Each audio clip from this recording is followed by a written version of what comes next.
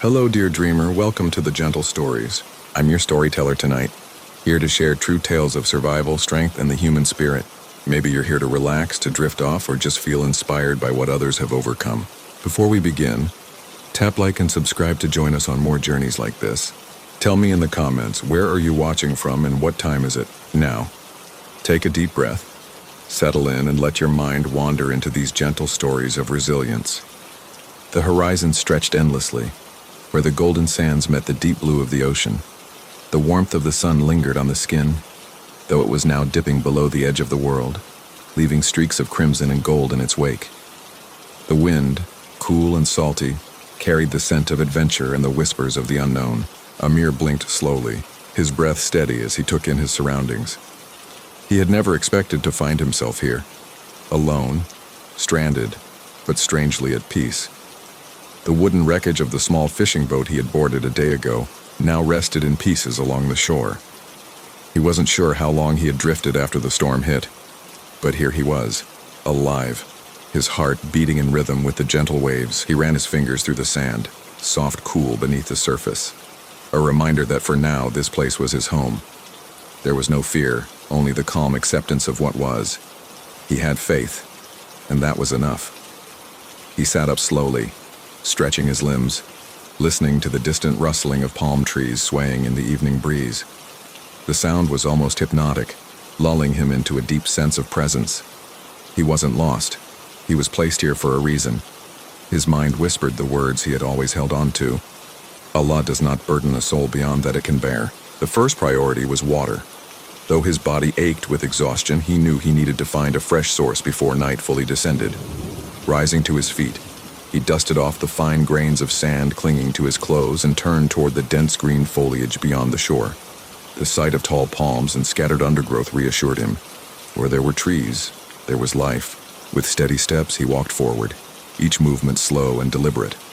The island welcomed him with open arms, the leaves rustling as if sharing their secrets. He listened, truly listened, to the world around him.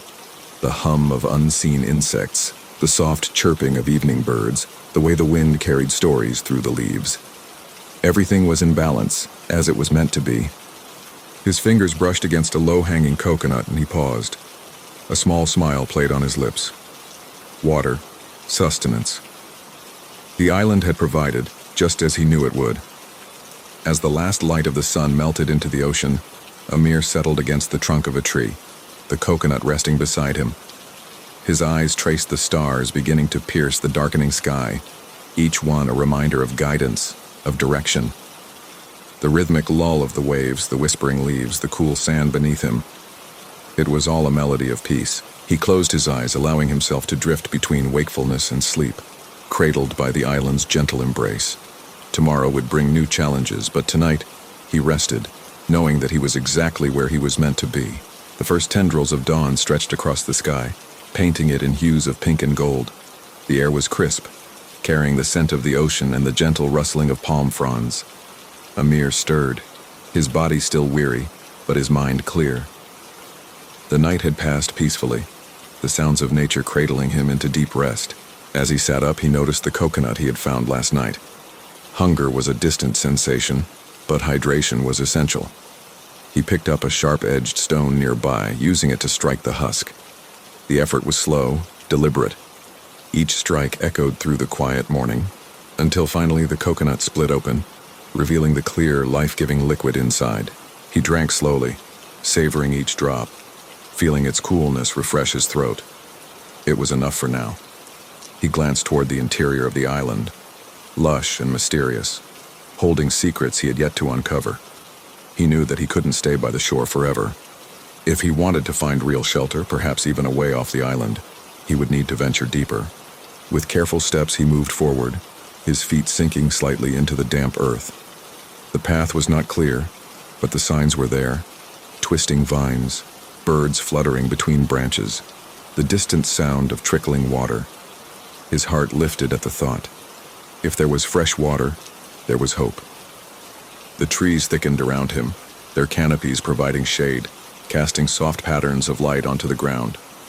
He ran his fingers over the bark of one tree, feeling its rough texture beneath his fingertips. Every part of nature here had a role, a purpose. He too had a role to play in this unfolding journey. Then he heard it, a distant gurgling, the unmistakable sound of running water. His steps quickened, excitement flickering within him. Pushing through the last of the foliage, he emerged into a clearing where a small, clear stream wound its way through the land, glistening in the morning sun. Relief washed over him. He knelt by the water's edge, cupping his hands and bringing the cool liquid to his lips. It tasted fresh, pure, a gift from the island itself. He let out a slow breath, gratitude filling his heart. With water secured, the next step was finding food, a proper shelter, a way to not just survive but live. The journey was only beginning, but in this moment Amir knew one thing for certain: he was not alone. With faith as his guide and the island as his teacher, he would endure, one step at a time. The morning light filtered softly through the trees as Amir sat by the stream, watching the ripples dance across the surface. The air was fresh, carrying a faint sweetness from unseen blossoms. He dipped his fingers into the cool water, letting it run over his hands as he thought about his next steps. Water was secured, but now he needed food and a more permanent shelter. His gaze shifted to the surrounding forest. The trees were tall and strong, their branches stretching skyward as if whispering prayers.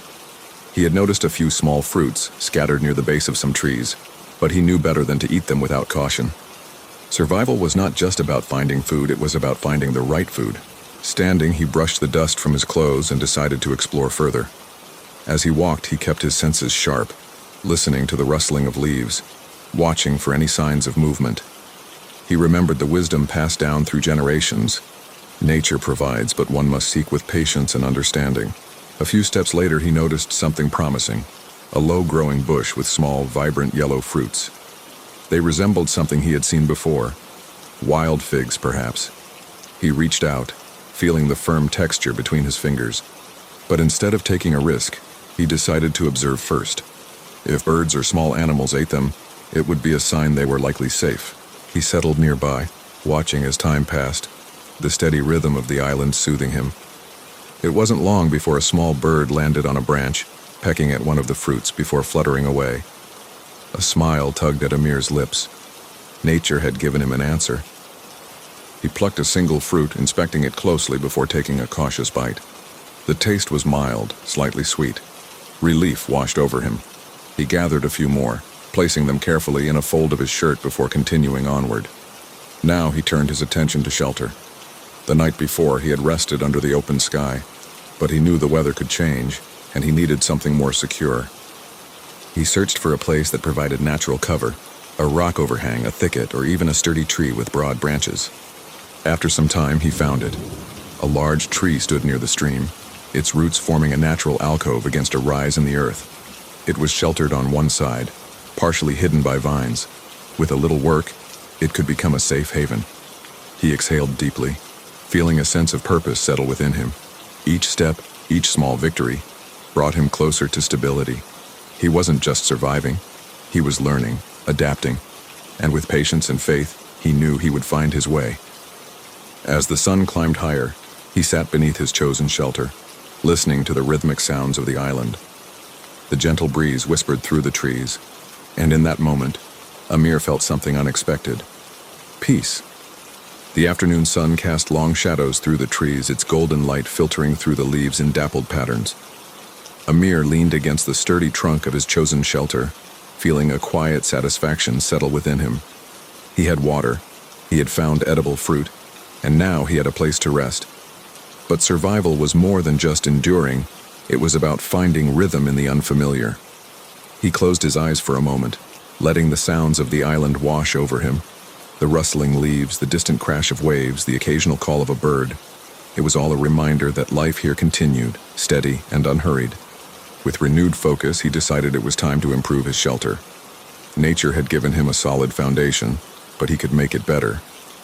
He scanned the surroundings, taking note of fallen branches, thick vines, and broad leaves that could provide extra coverage from the elements. Gathering materials took time, but he moved with patience, treating each task with quiet intent. He found long, sturdy branches and leaned them against the tree's natural alcove, weaving vines between them for added stability.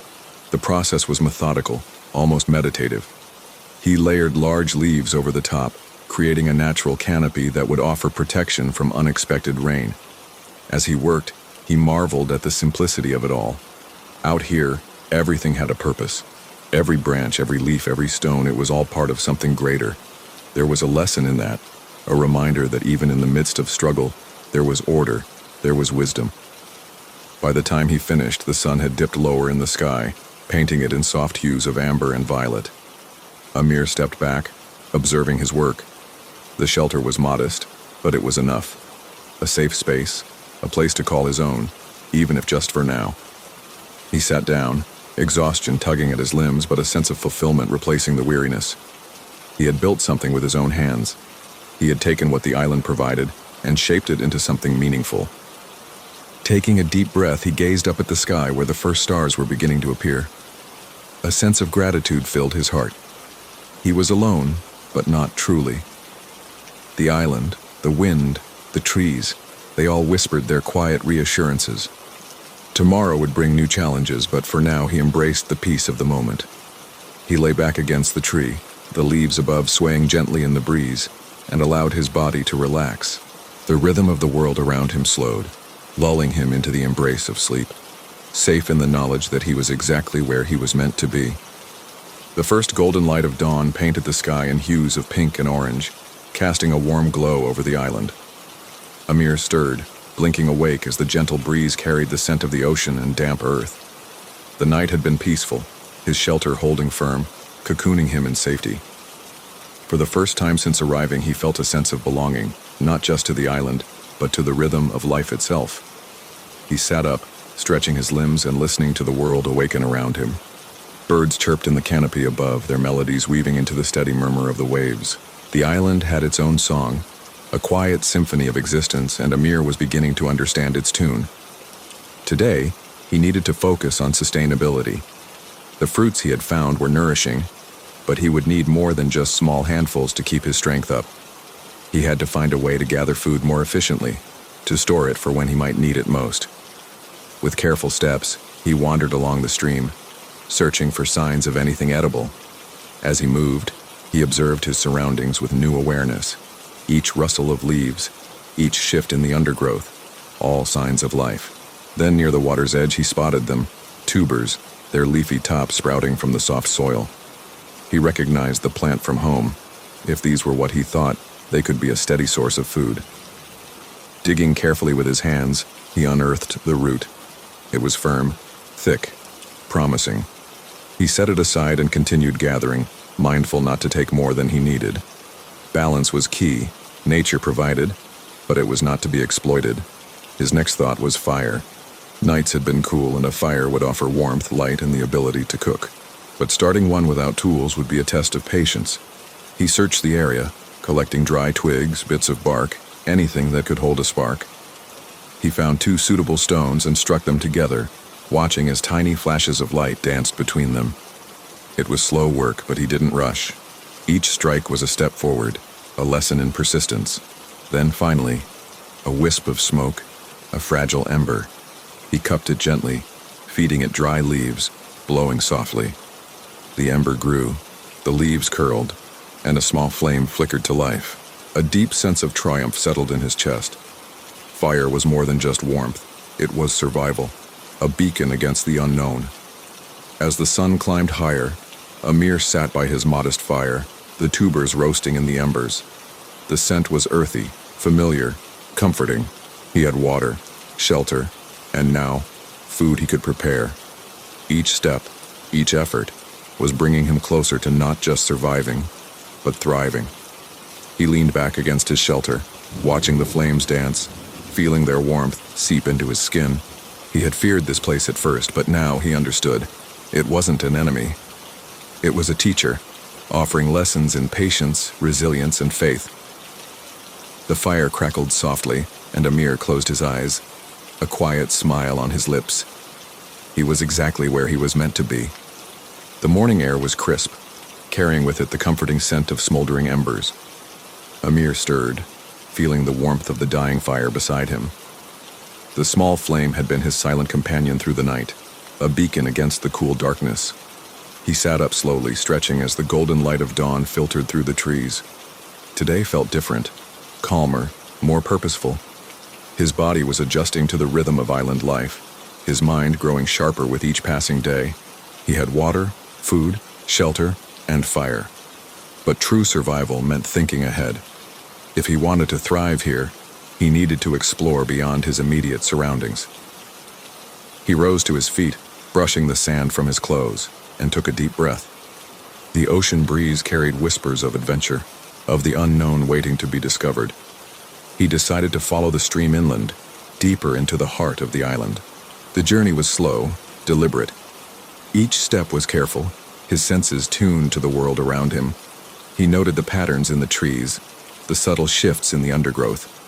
Birds flitted through the canopy, their songs guiding him forward.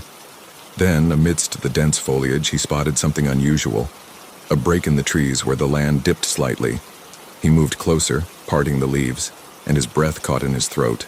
Before him lay a small hidden lagoon, its waters crystal clear, reflecting the sky like a mirror. The sight was breathtaking, untouched, a place of serene beauty. Kneeling by the water's edge, he dipped his hands into the cool surface, feeling its purity run between his fingers. A sense of peace washed over him.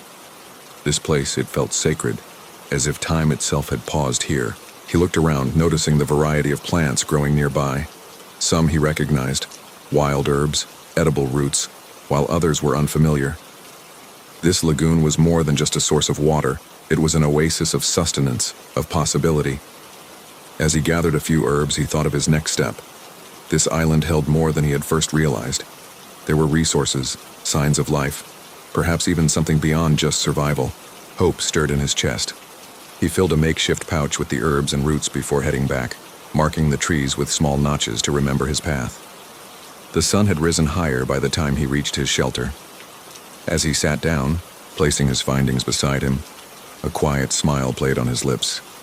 Every step he took was leading him forward, teaching him, guiding him. He was learning to trust in the journey, in patience and faith. He leaned back against the tree, watching the leaves sway gently above, the rhythm of the island lulling him into a state of deep calm. He had ventured out, and the island had answered. And somehow he knew there was still much more to discover. Amir sat by his fire, the warmth flickering gently against the cool morning air. The herbs and roots he had gathered from the hidden lagoon lay beside him, a quiet reminder of the island's silent generosity. He picked up one of the leaves, rubbing it between his fingers, releasing a fresh, earthy scent. The more he learned, the more he realized. This island was not just a place to survive. It was a teacher, a companion in his solitude.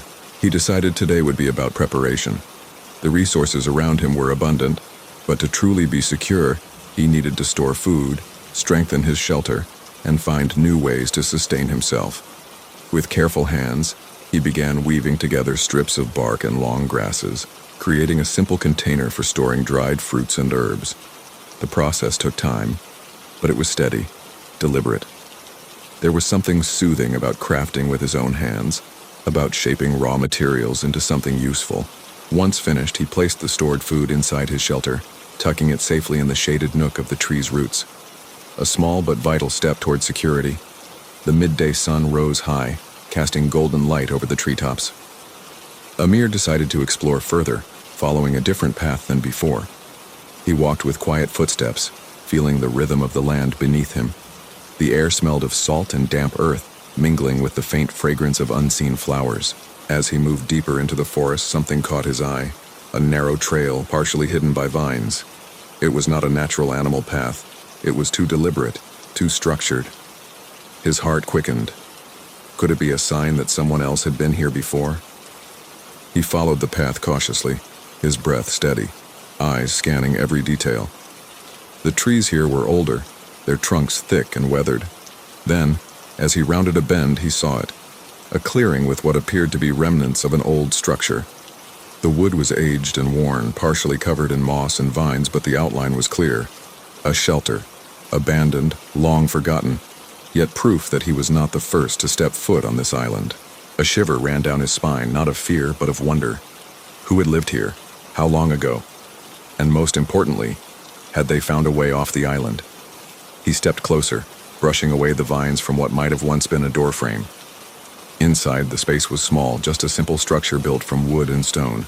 A few rusted tools lay in the dirt, almost swallowed by time itself. Amir knelt, running his fingers over the worn surface of an old wooden bowl, still intact despite the years. Someone had lived here, had built a life in this very spot. He exhaled slowly, a sense of connection washing over him. He was not truly alone.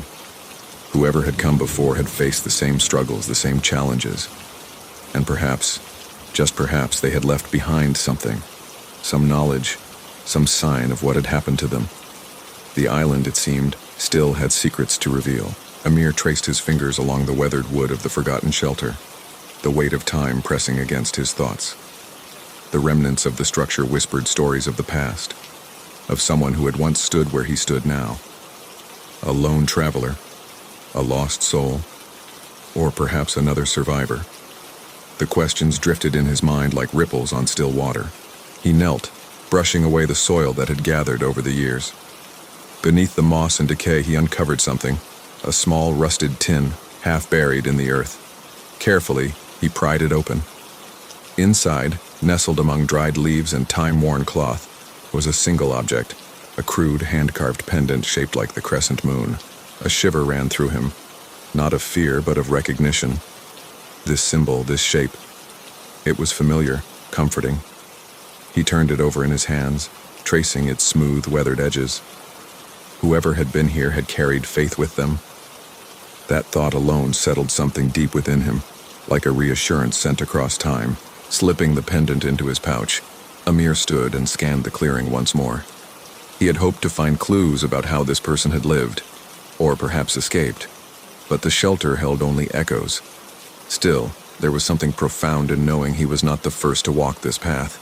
As the afternoon sun dipped lower, Amir decided to return to his own shelter. He moved with careful steps, following the trail back, marking trees along the way to remember his route. The island, once foreign and vast, was slowly becoming familiar. Landmarks took shape in his mind. The curve of the stream, the leaning palm near the shore, the ancient tree with roots twisting like braided rope.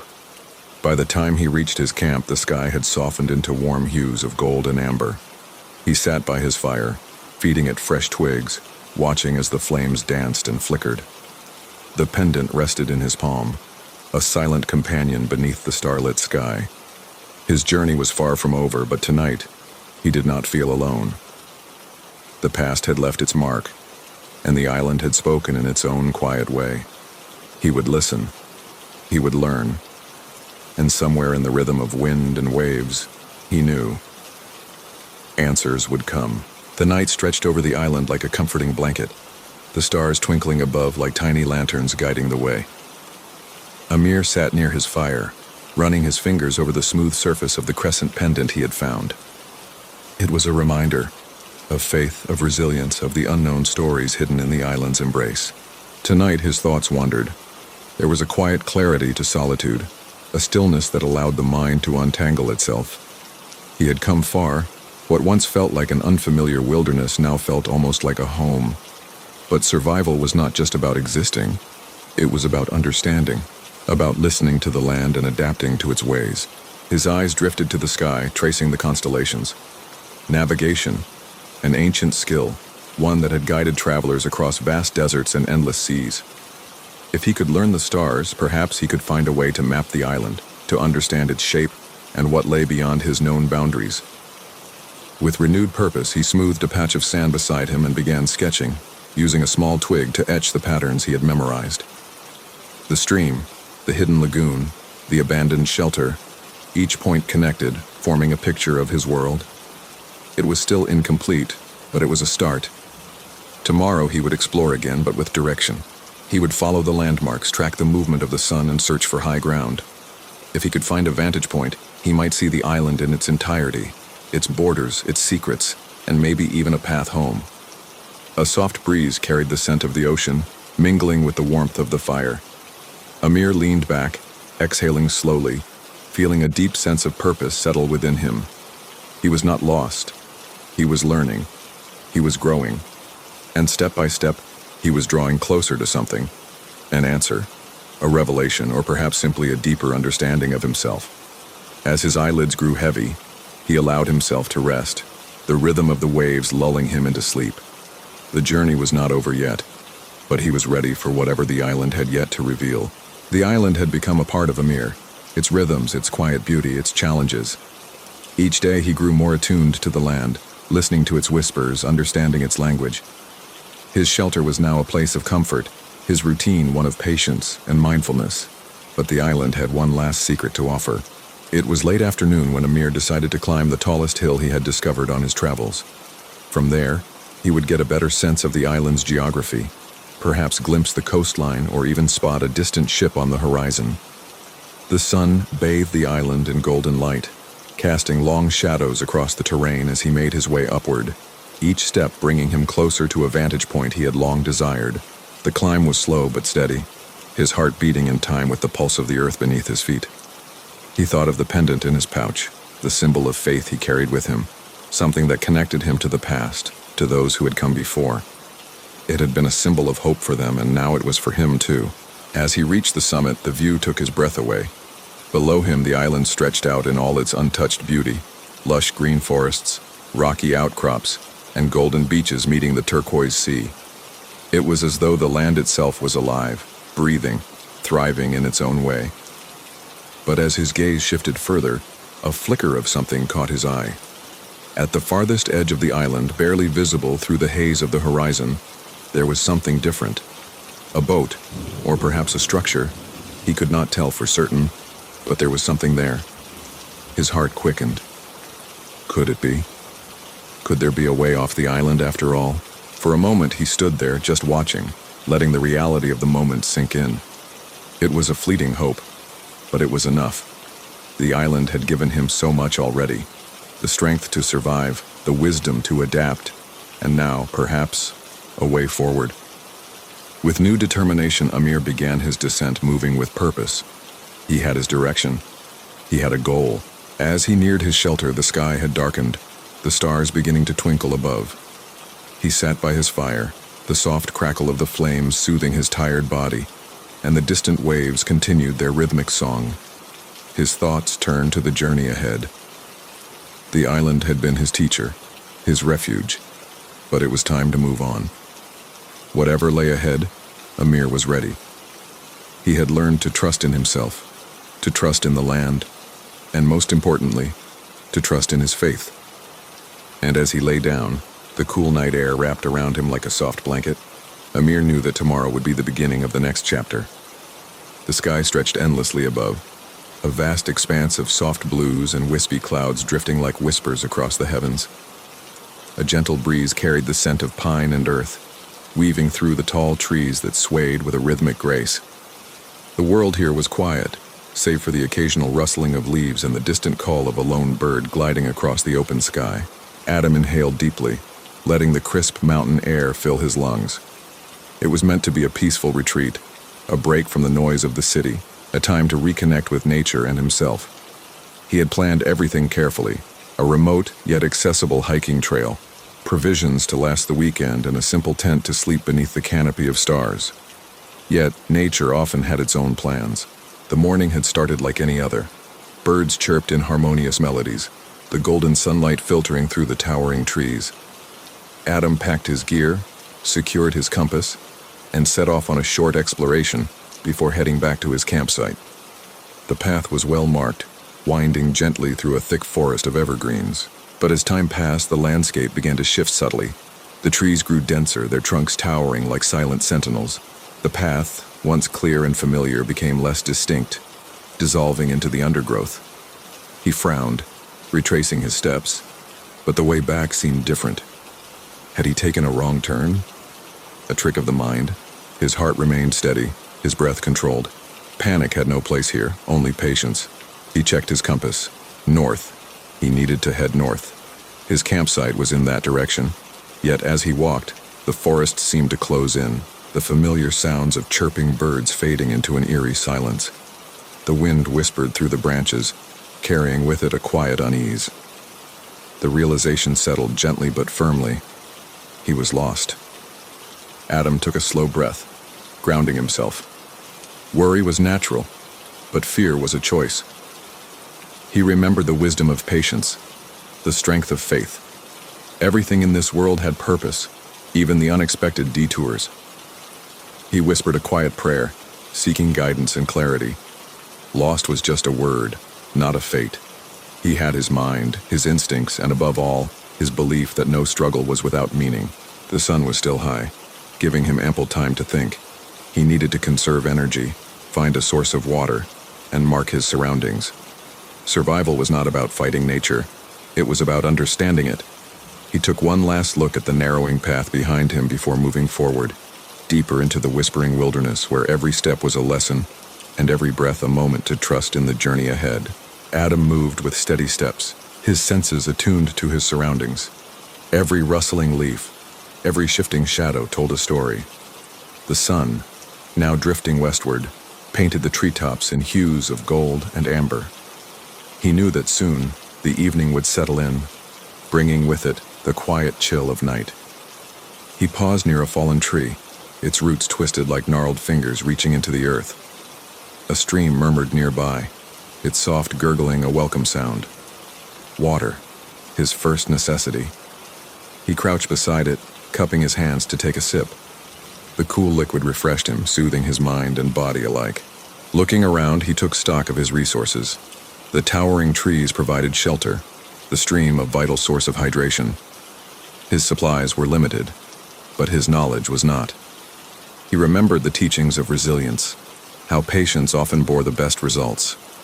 Using a fallen branch, he marked a symbol in the dirt, a reminder of where he had been. Each step forward would be deliberate, mindful. He had to ration his energy, think ahead. The whispers of the forest spoke of life, of hidden paths waiting to be found. As dusk began to settle, he found a clearing, a space where he could rest without worry. He arranged fallen leaves and soft moss into a makeshift bedding, a small sanctuary amidst the vast unknown. Above him, the stars began to flicker into existence, silent witnesses to his journey.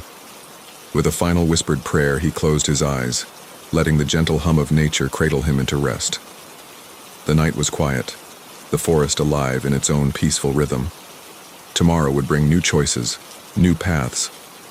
But for now, he embraced the stillness, the soft lullaby of the whispering wilderness. The first touch of dawn painted the horizon in soft hues of lavender and gold. Adam stirred from his makeshift bed, his body stiff but his mind alert. The forest, once shrouded in darkness, now revealed its quiet beauty, a world reborn with the rising sun. He stretched, listening to the rustling leaves and the faint trickling of the stream nearby. The air carried the crisp scent of morning dew, refreshing and cool. Adam's stomach rumbled, a reminder of another necessity, food. Foraging had never been a part of his everyday life, but he recalled the basics. He searched for familiar plants, avoiding anything unknown. A cluster of wild berries caught his eye, small, dark, and growing in a manner he recognized from past hikes. He picked a few, tasting them cautiously. They were slightly tart, but safe. Feeling more focused, he considered his next steps. He had water, temporary shelter, and now a small source of nourishment.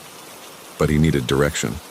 Climbing a tree could provide a vantage point, a way to orient himself. Choosing one with sturdy branches, he ascended carefully, testing each step. As he reached a higher point, his breath caught. Far in the distance, a thin column of smoke rose into the sky, a sign of life. Relief washed over him, but he knew better than to rush. Smoke meant fire, and fire meant people. But who? A fellow traveler, a ranger station, or something else entirely? For now, it was a destination, a purpose. With renewed determination, Adam descended the tree, adjusting his gear. The journey ahead was uncertain, but uncertainty no longer felt like an enemy. It was a path waiting to be walked. And so, with the sun at his back and hope in his heart, he stepped forward, towards the distant smoke and whatever lay beyond. The forest was alive with quiet movement as Adam pressed forward. Birds flitted between the branches, and the occasional rustling of small creatures in the undergrowth reminded him that he was never truly alone. His steps were measured, cautious. The smoke in the distance remained steady, neither growing nor fading. Whoever had built that fire was still there. Hours passed, the sun climbing higher before beginning its slow descent once more. Then a sound, a distant crunch of footsteps on dry leaves. He froze, listening. Someone or something was nearby. Heart steady, Adam crouched behind a tree, watching the path ahead. A shadow moved through the trees. Human. A lone figure carrying a small bundle of firewood, their posture relaxed but purposeful. Relief mingled with curiosity. Was this person friend or foe? Should he reveal himself or wait? A choice stood before him, and choices, he knew, shaped destinies. Adam hesitated, watching the stranger. The man, middle-aged with a rugged appearance, moved with ease, accustomed to the wilderness. He set down the firewood and tended to a small flame, adjusting the burning logs. Adam took a slow breath and stepped forward. "Salam," he called, his voice steady but cautious. The man turned, surprised but not startled. He studied Adam for a moment before nodding. "Wa alaikum assalam. You're lost, aren't you?" Adam nodded. "I was hiking. Lost my way." The man gestured toward the fire. "Come, sit. Every traveler finds their way eventually." Adam stepped closer, the warmth of the fire reaching him. The night deepened around them, but for the first time in days he felt less alone. Dawn arrived with the scent of burning wood and the quiet chirping of morning birds. Adam sat across from Yusuf, watching the older man expertly weave twigs together into a snare. "The land provides," Yusuf said, setting the trap, "if you listen." For the next few hours, Adam followed Yusuf through the woods, absorbing every lesson. How to find edible roots, how to set traps, how to recognize signs of weather. These skills, Yusuf explained, are not just for survival. They teach patience, discipline, and trust. Adam watched as Yusuf tracked a deer, not to hunt but to understand its movement. Even if you do not seek to harm, knowing where life moves keeps you from getting lost. Later, as they sat by the stream, Yusuf asked, "What will you do when you find your way back?" Adam hesitated. "I don't know." Yusuf smiled. "Then perhaps you are not truly lost, only searching." Adam pondered his words, realizing that being lost wasn't just about direction. It was about purpose. As the sun lowered in the sky, Yusuf stood. "Tomorrow I will show you the way home, but tonight you rest." For the first time in days, Adam felt something close to peace, not because he was found, but because he was learning to embrace the journey. The morning air was crisp as Adam woke to the rhythmic sound of Yusuf sharpening a small blade against a rock. Today was the day he would leave, find his way back to civilization. Yet as he sat by the fire, he felt a strange hesitation. "Are you ready?" Yusuf asked without looking up. Adam nodded, though he wasn't sure if he was. "I think so." Yusuf smiled knowingly. "You are different from the man who wandered into these woods. The land has left its mark on you." As they walked, Yusuf led him to a ridge overlooking a valley. Far in the distance, Adam saw a road, paved, familiar, leading back to the world he had known. "Follow the river," Yusuf instructed. "It will take you there." Adam turned to Yusuf, gratitude swelling in his chest. "Thank you for everything." Yusuf placed a hand on Adam's shoulder. "Remember, getting lost is not always a curse. Sometimes it is the only way to find what truly matters." With that, Adam took his first step toward home. But he knew deep inside that he was not simply returning. He was moving forward, carrying with him the lessons of the whispering wilderness. The river meandered through the valley, its gentle currents whispering a song of movement and passage. Adam followed the water's edge, feeling a strange duality within him, eagerness to return and reluctance to leave. As he walked, he noticed how different he felt. The restlessness that had once defined him had softened, replaced by a quiet patience. The hurried steps of his past had slowed, each movement now deliberate, thoughtful. Midday arrived, the sun casting golden light through the trees. The terrain became rougher, and soon he found himself at a steep incline where the river tumbled into a waterfall below. The only way forward was across a series of jagged rocks forming a natural bridge. He took a deep breath, testing each step. His foot slipped slightly and his heart pounded, but he steadied himself, remembering Yusuf's words. Trust. Listen. Move with the land, not against it. Step by step, he crossed, his body moving with a newfound confidence. When he reached the other side, he looked back, realizing something profound.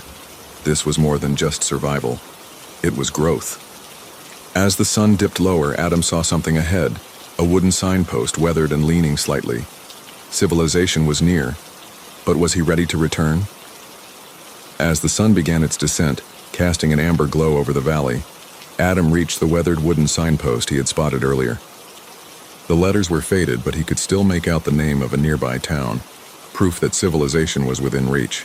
A dirt path stretched before him, leading through a sparse woodland toward the distant glow of lights. The sight should have brought relief, but instead, Adam found himself pausing, glancing back at the forest he had come to know so well. He ran a hand over the rough bark of a nearby tree, feeling its silent presence. The wilderness had been his teacher, its quiet wisdom reshaping him in ways he hadn't anticipated. The city, with its endless noise and rushing crowds, suddenly felt foreign. Taking a deep breath, Adam turned forward and pressed on. With each step, the sounds of civilization grew clearer. Distant voices, the hum of engines, the occasional bark of a dog. His heart quickened as he reached the first signs of a small outpost. A wooden fence, a lone mailbox, and the dim outline of a house nestled in the hills. A figure appeared in the distance, walking toward him. Adam raised a hand in greeting, his voice steady yet carrying the weight of his journey. "Excuse me, could you tell me where I am?" The stranger smiled, nodding toward the town. "You're on the outskirts of Rivermere. Nearest town is just a few miles down the road. You need a ride?" Adam hesitated, then shook his head. "No, I think I'll walk." With a final glance at the fading wilderness behind him, he stepped onto the road, carrying its lessons with him into the world beyond. The small town of Rivermere bustled with quiet activity as Adam walked down its streets. The scent of fresh bread drifted from a nearby bakery, and the chatter of locals hummed like a gentle backdrop to his thoughts. He had reached the world he had longed to return to, yet something felt different. Every step on the paved roads, every familiar sound, it all felt distant, as if he were seeing it through new eyes. The hurried footsteps of passers-by, the flashing lights of storefronts, the endless conversations about schedules and deadlines. It was a stark contrast to the stillness of the forest, where every sound had meaning, every moment had weight. He reached a small cafe, stepping inside to escape the evening chill. The warmth wrapped around him, but his heart remained elsewhere. He ordered a cup of tea, his fingers tracing the rim of the cup as he stared out the window. Across the street, a group of children played near a tree, their laughter echoing through the cool air. The sight made him smile. He had learned so much in the wilderness, but perhaps the most important lesson was this: life was meant to be lived with presence, with gratitude, with a deep awareness of the world around him.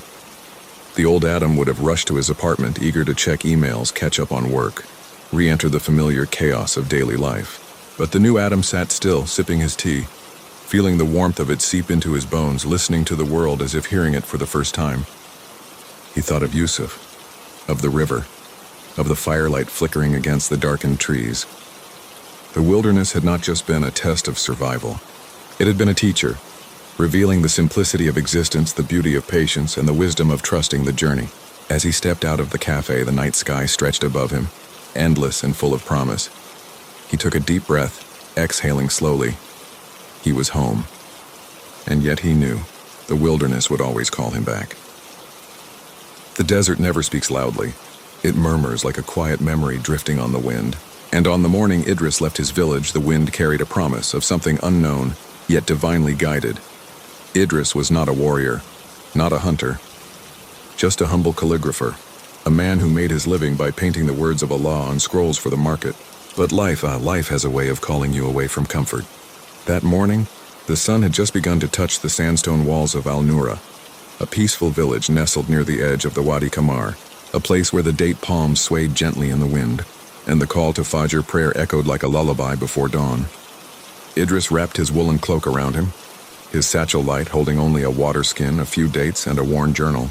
He turned back one last time to his home, a simple clay house, a small garden, a well.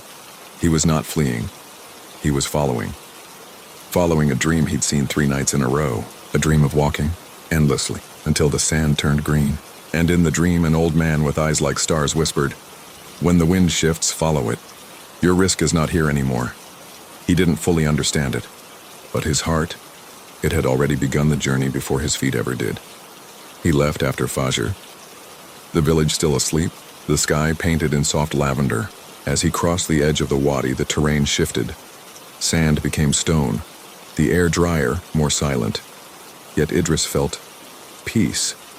Each step away from home was like peeling away a layer of comfort, revealing something deeper. Like the quiet between verses in a surah, purposeful. And as the sun climbed slowly behind him, Idris recited quietly to himself, "Hasbunallahu wa ni'mal wakil." Allah is sufficient for him and the best disposer of affairs. He walked, not with urgency, but with stillness. Each step a prayer, each breath a surrender.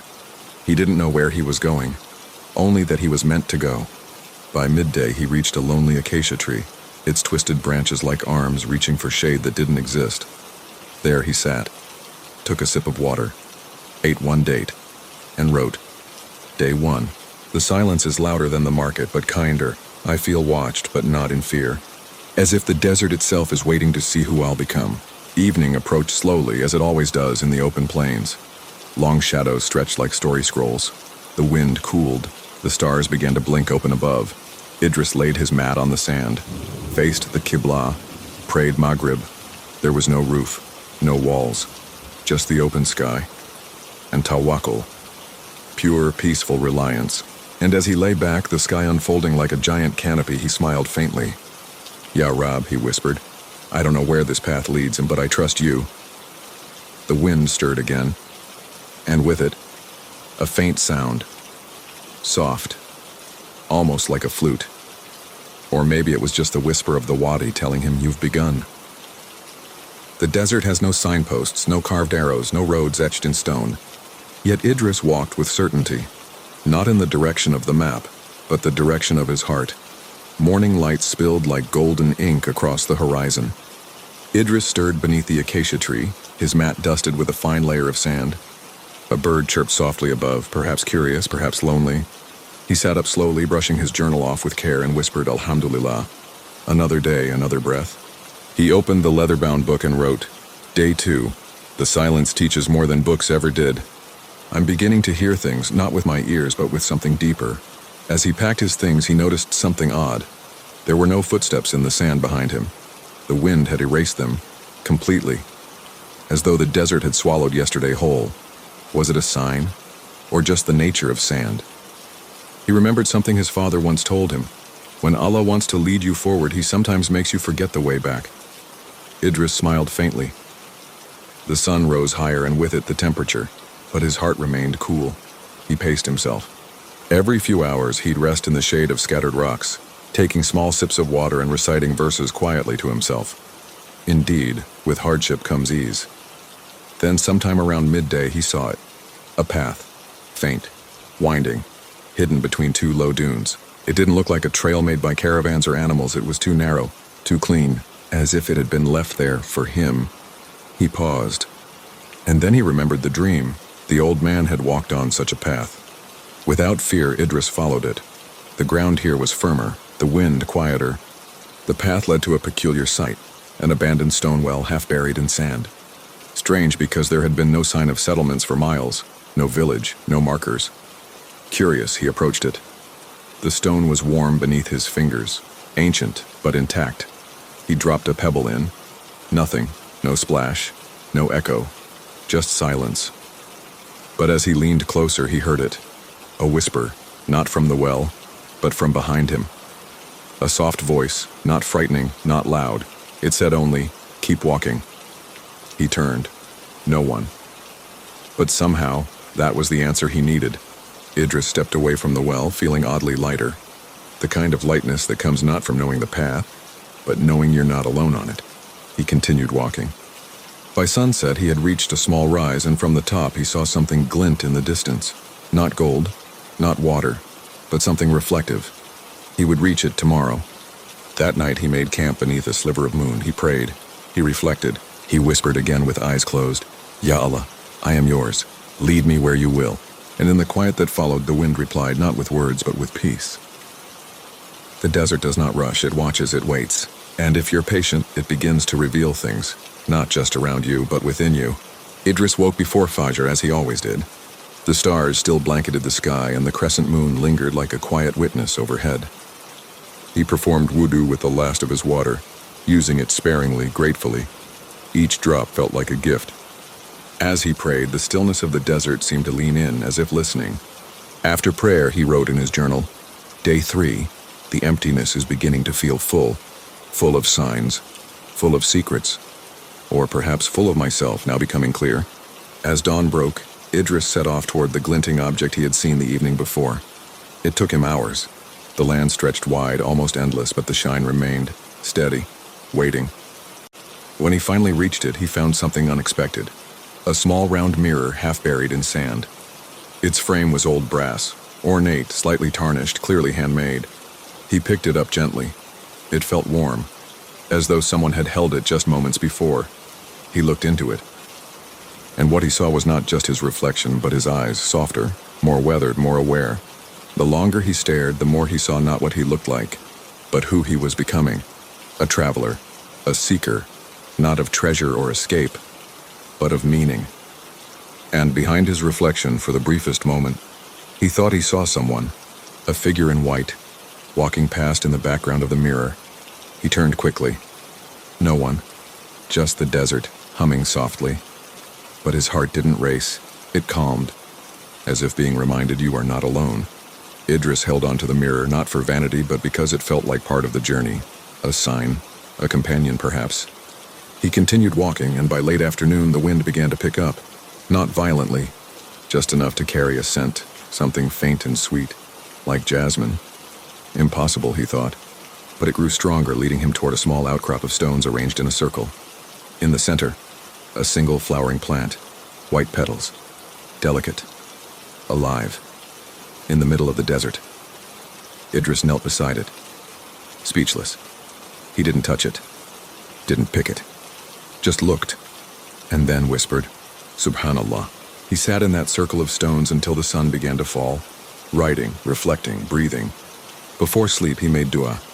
Ya Rab, you send me reminders in the wind and mirrors and flowers. I will keep walking even when I don't understand, because I trust the one who guides. That night, as he closed his eyes beneath the stars, the wind sang a little lullaby, and Idris dreamt again. This time, the old man from his vision stood beside a tree, not a desert tree, but one heavy with olives. He said nothing, just pointed, and Idris knew the path was far from over. Dawn came quietly, the kind of dawn that doesn't announce itself, just brushes the sky with light, like a calligrapher dipping the pen in silence. Idris woke slowly, still wrapped in the scent of the jasmine flower from the day before. His dream lingered like dew in the corners of his mind. The olive tree, the old man pointing, and one word etched in his memory, north. He had never used a compass on this journey, but the sun was enough. And now, so was instinct. He packed his things, including the mirror, still warm from yesterday's sun, and as he stood, he whispered, Bismillah. The sand felt softer today, as though it remembered his footsteps, and the air had shifted, less dry, more fragrant. Hours passed gently, no rush, no danger, just movement, just presence. Eventually, he reached a patch of land slightly greener than the rest. Tufts of dry grass, a few stones arranged in odd shapes, and at the center, a tree. Not olive, not acacia, but something unfamiliar. Its bark was white, its branches bare, but carved along its trunk, dozens of names, Arabic names, old ones. He approached slowly, hand reaching out, fingers brushing against a name he didn't recognize. And then, one name stood out, his mother's. Not her full name, just the one she used when she sang to him as a child. Ya Hilmi, sleep, the moon is near. She would hum that as she stroked his hair at night. Idris stood motionless. Tears didn't fall, but something in him softened. Completely. How is this here? He whispered. The wind responded with a hush, like the turning of a page. He sat beneath the tree, not seeking answers, only stillness. And in that stillness, he felt it again. That sense of being seen, of being known. Not by a person, but by the one who had always known him even before his mother held him. He opened his journal and wrote, Day 4. I thought I was walking alone, but now I know. I've been led every step. These signs aren't coincidences, they're kindnesses. Evening came like a lullaby. Idris prayed beneath the tree of names. His sujud felt heavier today, not from burden but from surrender. And as the stars appeared one by one, he asked aloud, Is this place real? Or am I being shown something deeper than geography? No reply. But the branches above him swayed slightly, as if in answer. That night the dream returned, the old man again, standing beside the olive tree. But this time, he spoke. When the heart is ready, the door will appear. Then he held out a single olive. Idris reached for it, and awoke. The night was cool, the stars bright, and in the quiet, he smiled. He didn't understand it all. But faith was never about understanding everything. It was about trusting the one who does. By now, Idris no longer counted the distance. He no longer feared getting lost, because somehow he knew he wasn't. Each step felt more like a return than a departure, as if he were walking back into something he'd forgotten long ago. Morning gave way to afternoon, and the desert began to change. The land grew less flat. Small hills rolled across the horizon like waves frozen in time. The sand here was darker, cooler, almost gray. There were strange patterns in the rock, as though wind had been writing poems in them for centuries. That's when he saw it, a thin wisp of smoke curling up from behind a large boulder. Not wild, not alarming, just human. Idris paused. The desert had been silent company all these days. But now, company was near. He followed the scent of burning wood and found an elderly man crouched beside a low fire, boiling water in a copper kettle.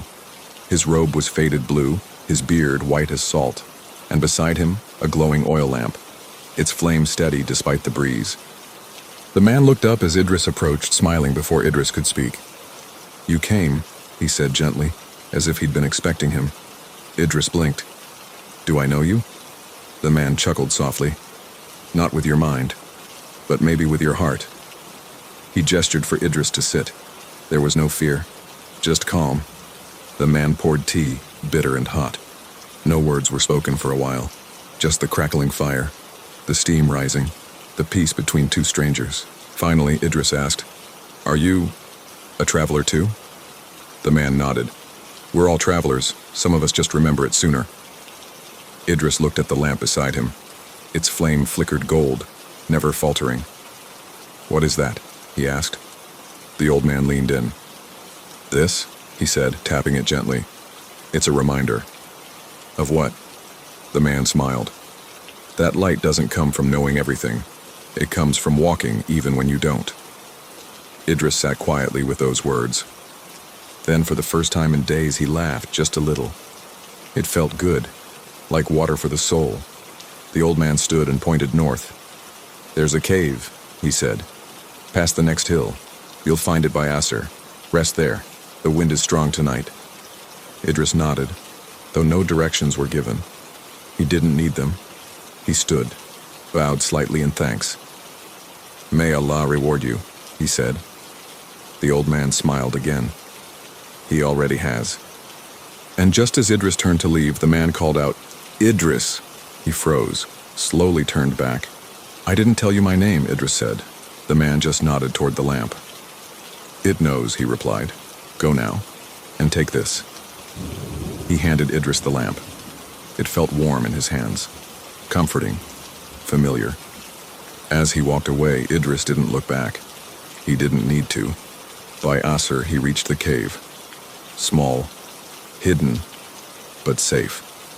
He lit the lamp and placed it beside him as he prayed. That night, the cave felt like a room of the heart, still, guarded, deep, and as Idris drifted to sleep, the flame beside him danced softly, like it too was dreaming. Some places don't speak in words, they speak in silence, and silence is not empty. It's full if you listen closely enough.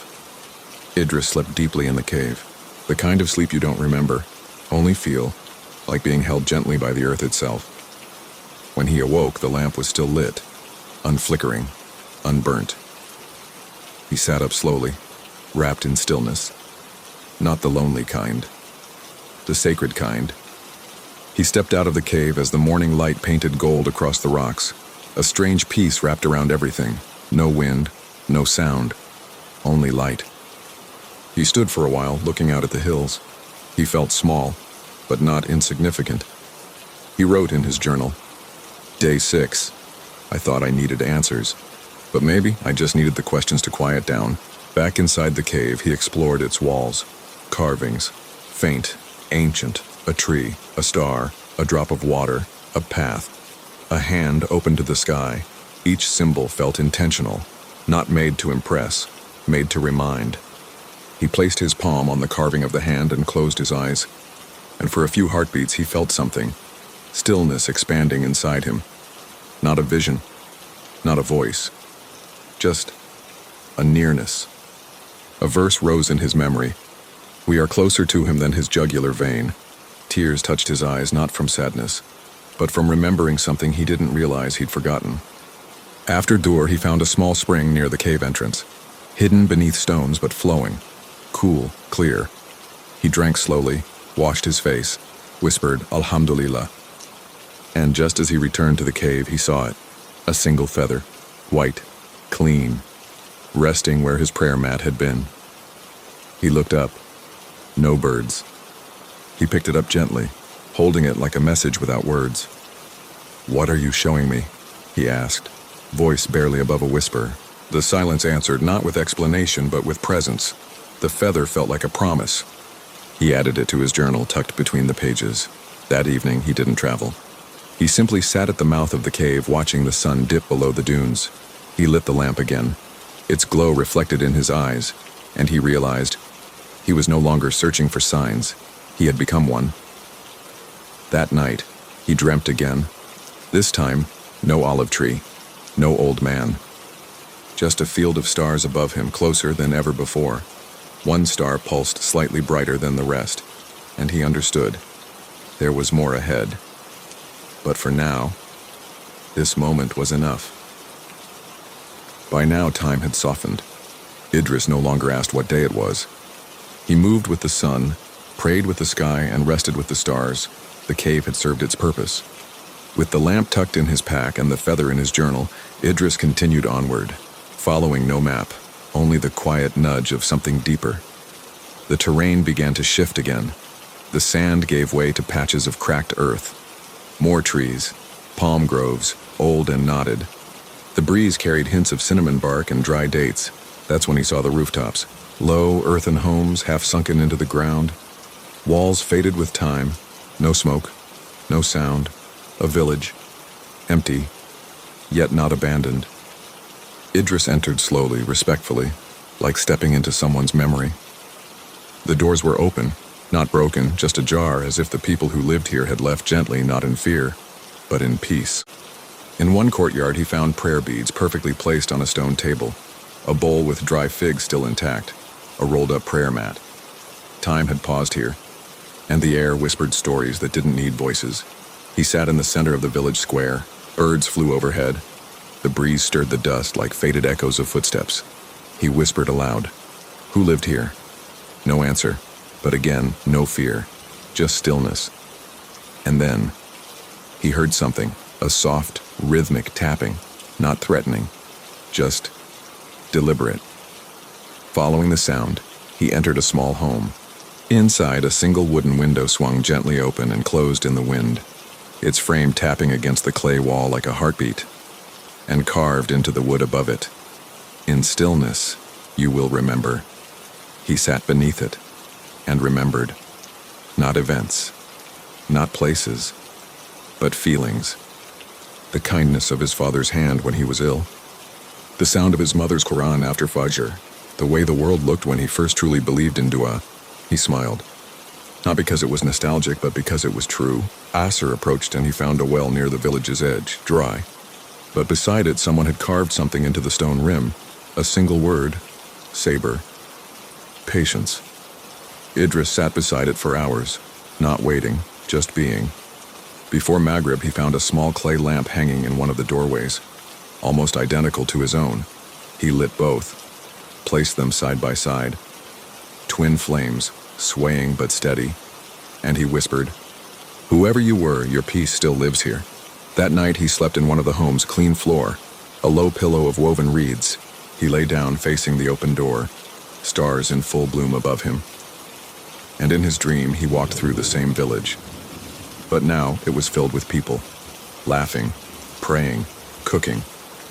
Children ran past him and one little girl handed him something, a small clay tablet. He turned it over, etched upon it, "When you leave here, carry the silence with you." When Idris left the village, he didn't look back. Not out of indifference, but because something inside him had changed. He no longer walked to find, he walked to receive. The land opened again into wide plains, framed by gentle cliffs and the tall shadows of desert trees. Each footstep was lighter now, like his soul was walking ahead of his body.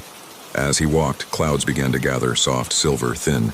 The first time he felt a drop on his face, he stopped walking. Rain, in the desert. Just a few drops, but enough to darken the sand beneath his feet. He tilted his head to the sky and smiled. Alhamdulillah. The scent of rain on earth petrichor rose like perfume, and with it a trail opened ahead, not a path, a shimmer. A soft glisten among the dunes as though the sun had briefly touched something secret. Idris followed it, and as he rounded a low hill he saw it, still, mirrored, hidden. A lake, tucked into the folds of the desert like a forgotten jewel, surrounded by stones and reeds untouched, unbothered. He approached slowly, heart full and quiet. The water was clear, not just to the eye but to the soul. He knelt at the edge, peering in. No fish, no ripple, just reflection, his own face, and above it, the sky. Both held in perfect stillness. He whispered, "Ya Allah, you hide the clearest things in the quietest places." He removed his sandals and stepped into the water. Cool, but not cold. It surrounded his ankles like a familiar blanket. He sat at the edge, allowing the silence to settle. Then, he leaned forward and cupped the water in his hands. He drank, and the moment he did, he felt it. Not magic, not miracle, but presence. As if every part of his being, body, heart, and memory had been gently rinsed. He closed his eyes, and an ayah bloomed in his mind like light behind the eyelids. And we made from water every living thing. 21:30. He stayed there till the sun softened. Then he opened his journal and wrote, Day 8. The water didn't just quench my thirst. It reminded me, what I seek outside has always been inside. Clarity is not found in the world, it is found in surrender. Before leaving, he dipped the edge of the feather into the lake, just once, then tucked it back between the pages. He didn't take the water. He didn't try to find where it came from. He simply bowed toward it with gratitude. As he walked away, he didn't feel like he was leaving the lake behind. He felt like it had entered him, quietly, forever. By the 9th day, Idris had stopped wondering how far he'd come. The journey no longer felt like travel. It felt like peeling away a return to simplicity, to something that had always been near, yet only now felt close. The air was warm but not harsh. The sky stretched endlessly, cloudless and open like a prayer waiting to be whispered. As he walked, the path ahead divided. Two trails, faint but clear, curved in opposite directions around a small ridge. No signs, no footprints, just a fork in the earth, quiet and gentle. He stood between them, unsure. For the first time since he'd begun, there was no pull, no inward nudge, just silence. He sat down cross-legged between the two paths and closed his eyes. Breathing in, breathing out. He felt the breeze on his face. He listened to the space between sounds, and slowly, something rose inside him. Not fear, not logic, just a question. Can you choose without needing to know? He thought of the olive tree, the cave, the village, the lake. All had come not because he chased them, but because he trusted the space between steps. Maybe the choice itself was the lesson. To walk, not because one way seemed clearer, but because trust was clearer. He stood, still no sign, still no answer. And yet he smiled. He whispered, Ya Allah, I choose not to know. I choose to follow you. He stepped toward the right path, not because it made sense, but because he was ready to walk again. As he did, something shimmered on the ground, half buried in sand. He bent down and brushed it off. A smooth stone, shaped like a circle. Carved on its surface in delicate script. To trust the unseen is to walk by light no eye can see. He turned the stone over, the back was blank. Nothing needed. He placed it in his pack beside the feather and the lamp. The wind picked up slightly, not harsh but purposeful. And in the distance, far beyond the ridge, he saw something. Not clearly, just a faint silhouette, a structure, a form. High, still, and waiting. He kept walking. Each step was soft. But inside him, something stirred.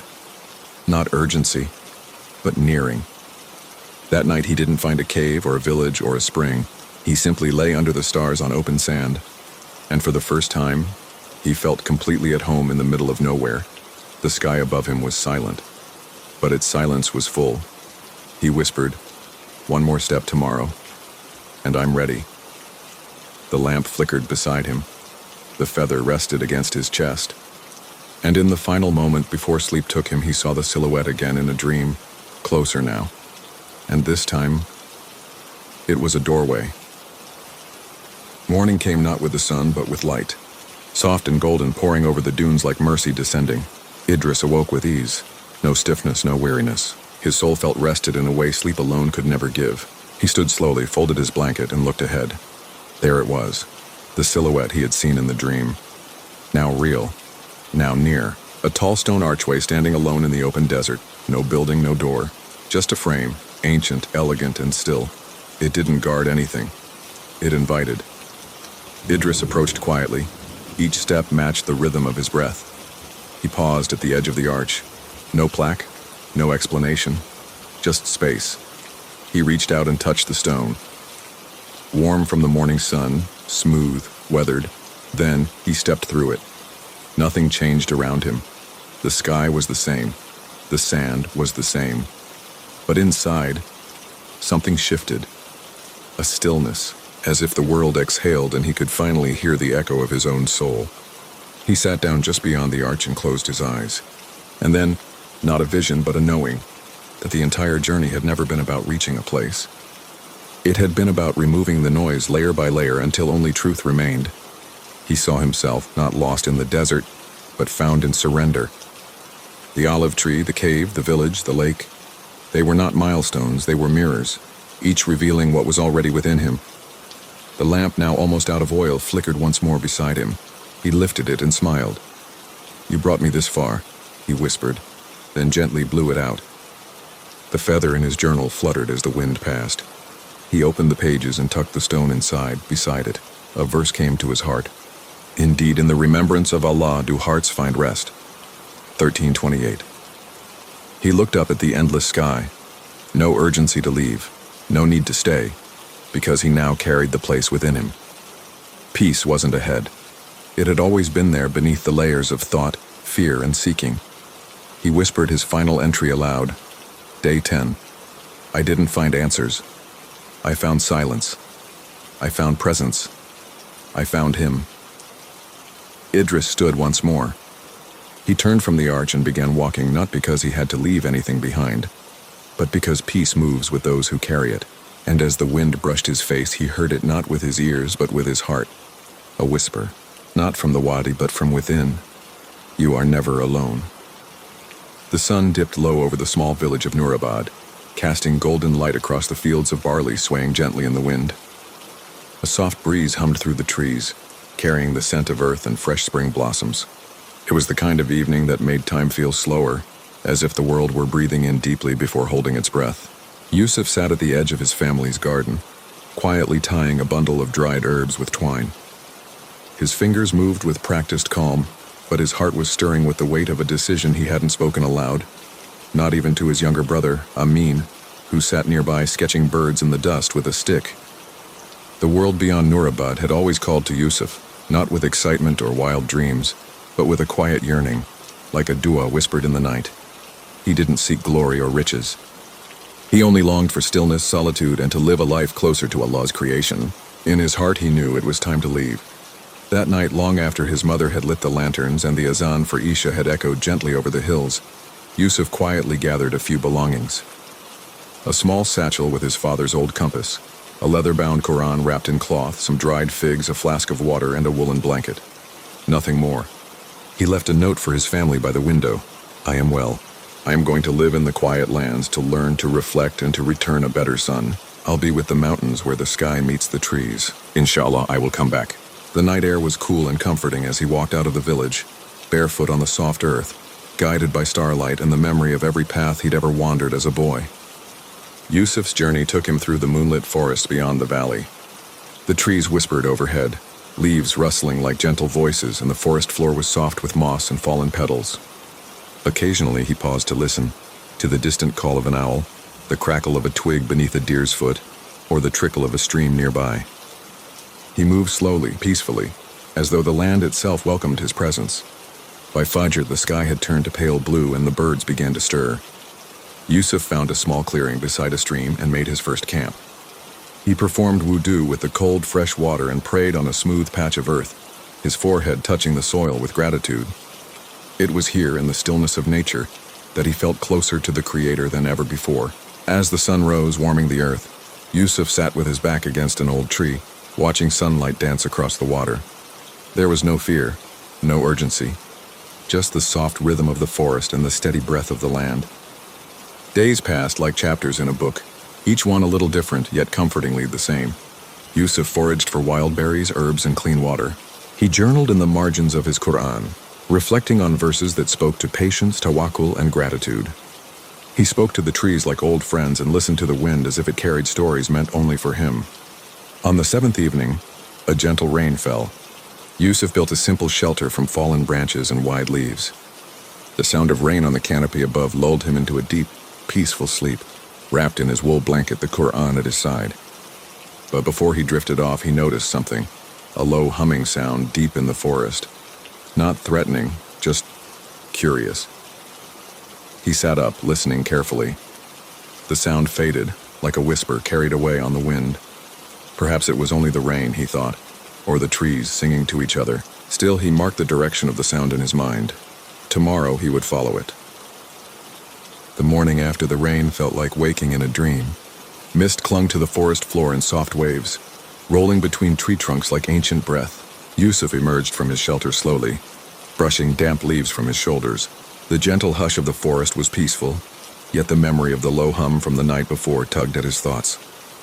He performed wudu by the stream, letting the cold water clear the last weight of sleep from his mind.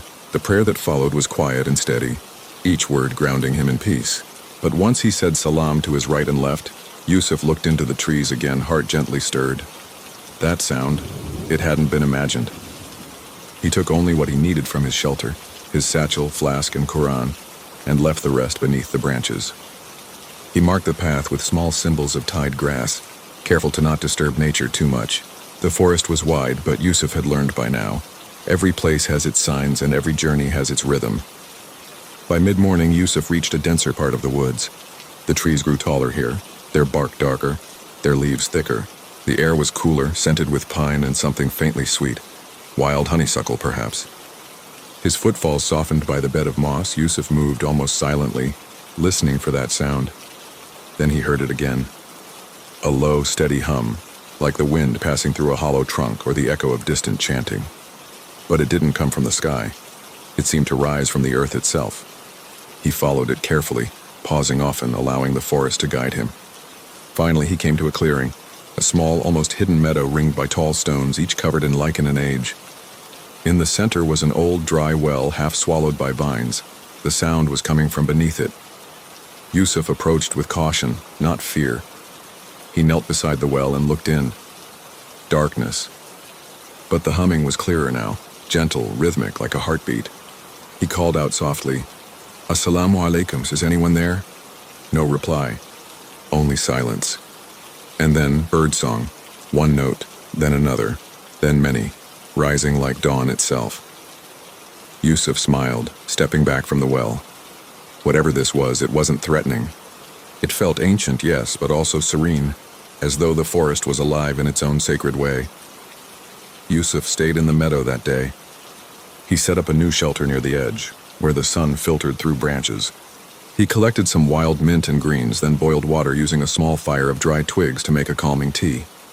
As he sipped, he read from his Quran, Surah An-Nur. The verses spoke of light, of guidance, of purity, and somehow they echoed the feeling of this place. Allah is the light of the heavens and the earth. The words stayed with him long after he closed the book. That night he slept peacefully. No strange sounds, only the soft breathing of the forest and the gentle thrum of earth beneath him. But at dawn, something new stirred. A faint track, barely visible, led from the other side of the clearing into a narrow pathway, half hidden by brambles. Yusuf hadn't seen it before. It wasn't made by animals. The pattern in the moss suggested slow human footsteps. Only one pair. Old, worn. Yusuf stood silently, heart steady. He didn't feel afraid, only curious and deeply calm. Maybe he wasn't the only one the forest had invited. He decided to follow the path after Fajr.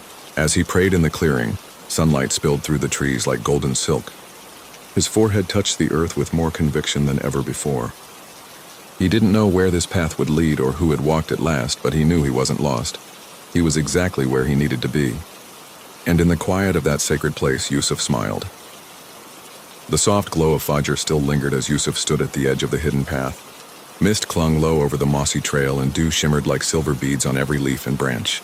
There was something sacred about this moment. like stepping through a doorway that only appears when the heart is truly still. He tightened his satchel and took a deep breath. Then, with a calm heart, Yusuf stepped onto the path. The trail was narrow and old. Ferns brushed against his legs and twisted vines hung low, creating a quiet tunnel of green and shadow. The only sounds were the gentle rustle of trees and the soft tapping of dew falling from leaves. As he walked, Yusuf noticed subtle signs along the way. Stones arranged in patterns, a wooden charm carved with the name Ar-Rahman hanging from a tree, half worn with age. Whoever had walked this path before had been someone of remembrance, someone who moved with dhikr in their steps. This wasn't just a trail through the forest. It was the memory of a soul. Hours passed like minutes. Yusuf walked slowly, not wanting to rush whatever this path was trying to show him. From time to time he paused to breathe, to recite quiet tasbih, or to simply listen to the whisper of the forest. Eventually he came upon a clearing, smaller than the one before. In its center stood a crumbling stone structure, barely more than a ruin, its walls no higher than Yusuf's waist. But what caught his eye was the prayer mat, old but intact, faded but carefully placed facing the Qibla. Someone had prayed here. He approached with reverence, removing his sandals. His fingers brushed the worn fabric and a breeze passed through the clearing, gentle and cool as if affirming the sanctity of the place. Yusuf laid his own mat beside it and offered Salat ad-Duha beneath the open sky, surrounded by tall trees like silent witnesses. As he bowed and prostrated, he felt something awaken inside him, a deeper connection, a serenity that wrapped around him like warmth. When he finished, he remained in sujud for a long time, not out of exhaustion, but out of love. Later, as he explored the clearing, he discovered a buried tin container beneath a flat stone. Inside it were scraps of parchment, journal entries weathered and faded. Most were unreadable, the ink melted into the fibers, but a few phrases remained. Silence teaches what words cannot. The trees answer when one listens long enough. I have left the world to meet the one who never leaves. Yusuf held the paper close to his chest. Whoever had lived here, they had chosen solitude not to escape life, but to return to its truth. That night, Yusuf made camp by the old stone walls. He didn't build a shelter. The stars were clear, and he welcomed the sky above him. He warmed a few berries in water, making a soft, simple stew, and sat by a small fire of dry pine needles and bark. As the flames flickered gently, Yusuf spoke aloud, not loudly, but like a conversation with the night. "I don't know who you were," he whispered, "but I feel as though we've met." The forest, of course, said nothing, but the fire crackled softly, and in that quiet Yusuf felt a presence not of a person but of purpose. He wrapped himself in his blanket and lay upon the earth, his head resting on his satchel. The Quran lay open beside him, though he was too tired to read. Instead, he let his thoughts drift like leaves in a stream. Where did this path lead? Was this the end of someone else's journey or the beginning of his? Just before sleep, Yusuf heard it again, the hum. Not from the well this time, but from somewhere ahead. It was faint, like distant wind chimes or the low call of a reed flute. But there was no music in it, only vibration, only feeling. He didn't rise. He simply listened. And as he drifted into sleep beneath a canopy of stars, his heart was filled with a calm he had never known in the world behind him. The forest greeted Yusuf with soft morning light streaming between the tall trunks, casting long, golden shadows across the mossy ground. Birds fluttered overhead, and a squirrel scurried past with no fear in its movements, almost as if it had grown used to his presence. Yusuf stretched beneath the open sky, blanket still wrapped around his shoulders, his breath misting lightly in the cool dawn air. He looked toward the trees ahead, in the direction from which the soft hum had come the night before. It still echoed faintly in his memory, not a sound but more like a pull, as if something was waiting for him. After Fajr, Yusuf tidied the small clearing respectfully. He folded the old prayer mat and placed it near the stone wall, whispering a dua for the unknown soul who had once lived and prayed here. Then he set off down the winding path once more. The forest here grew older, denser. The bark of the trees was darker, and some bore the soft green beards of moss that suggested decades of untouched time. The wind had changed too. It carried a different scent now, earthier, deeper. And beneath it, barely audible, the hum returned. This time it came in intervals, like a breath inhaled, held, and released again. Yusuf followed it, not in haste, but with quiet conviction. Every step felt like it was being measured by something greater than him. Every root and rock placed not as an obstacle, but as a teacher. By midday, Yusuf came upon a strange sight. At the edge of a small rise nestled between two enormous boulders stood a stone lantern, simple, square, with 4 legs and a domed top, weathered by years of rain and wind. It was not lit, but somehow it glowed, faintly, as if the stone remembered fire. Yusuf approached slowly, kneeling before it. The hum grew clearer as he drew near. This was its source, but it wasn't the lantern itself. Beneath it, nestled in the hollow where a small bowl of oil once might have rested, sat a single object, a smooth, flat stone, etched with fine calligraphy. The letters had faded, but Yusuf could still trace them with his fingertips. In solitude, the soul returns to its origin. Yusuf closed his eyes. The words struck something deep within him. His journey hadn't been about survival of the body. It had always been about something else, something the world had too many voices to hear. Here, in this forgotten path, that truth could speak freely. He stayed by the lantern for hours, not speaking, not writing, just being. He watched the patterns of light through the trees, felt the breeze on his face, and let his thoughts slow to the rhythm of the forest. And slowly, as if from a hidden place within, something began to surface. Memories. Not of people or places, but of peace, of lying beside his brother Amin, under the stars in Nurabad, pointing at constellations. Of his mother's hands brushing flour from her apron while she made fresh bread, smiling softly. Of his father's voice reciting Quran late into the night, the sound weaving through the walls like perfume through cloth. None of those moments were loud, but they lived loudly within him. As night approached, Yusuf lit a small fire beside the lantern and warmed a few remaining dates. The forest seemed to lean in around him, protective but not enclosing, like the embrace of something ancient. Before sleeping, he opened his Quran and found the page had landed on Surah Al-Inshirah. Indeed, with hardship comes ease. Tears came, not of sorrow but of gentle release, as if something tight had finally loosened inside. He closed the book, placed it beside his satchel, and lay on his side near the base of the stone lantern. Not calling him forward, but reminding him that he was not alone. The forest had changed again. Yusuf noticed it as soon as he opened his eyes. The air was thicker, not with fog, but with silence, deeper than before, like the world was holding its breath. Even the birds had paused their song, and the hum that had gently guided him these past days was gone. He sat up near the stone lantern, the last embers of his fire softly glowing beside him. A quiet stillness pressed in, not heavy but deep. There was no fear in his heart, just awareness. The sense that he had stepped beyond what most people notice in the world, into a layer hidden beneath noise and movement. After prayer, Yusuf packed his few things and walked further down the trail. The path narrowed once more, winding tightly between towering pines and curling ferns. His feet moved lightly on the soft earth, and though no hum accompanied him now, his steps felt guided, purposeful. And then, he saw it. A tree, massive, ancient, hollow at its base. Its trunk opened like the mouth of a cave, gnarled roots twisting out in every direction, grounding it into the forest like a monument. The hollow was tall enough for Yusuf to step into without bending, and wide enough to sit inside with ease. Moss clung to the interior like velvet, and somewhere above, a shaft of light pierced through a small opening, painting the space with a golden beam. It looked less like a hiding place and more like a room, a secret one. Yusuf stepped inside. He sat cross-legged in the center, his hand gently resting on his Quran. The stillness inside the tree was total. It was not emptiness, it was presence. Like being cradled inside the memory of the forest itself. He began to recite quietly, not loud, not performative, just the gentle flow of Surah Al-Kahf. As the words passed his lips, the space seemed to absorb them, not echoing, but holding. Yusuf paused mid-ayah, suddenly aware of a faint shift in the air behind him. Not a sound, a scent. Frankincense. Faint. Fleeting. He turned slowly.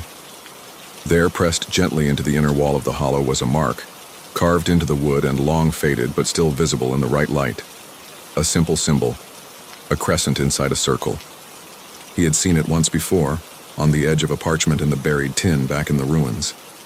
A marking, perhaps a signature, or maybe a sign left for another seeker. Who had carved it, and were they still out here?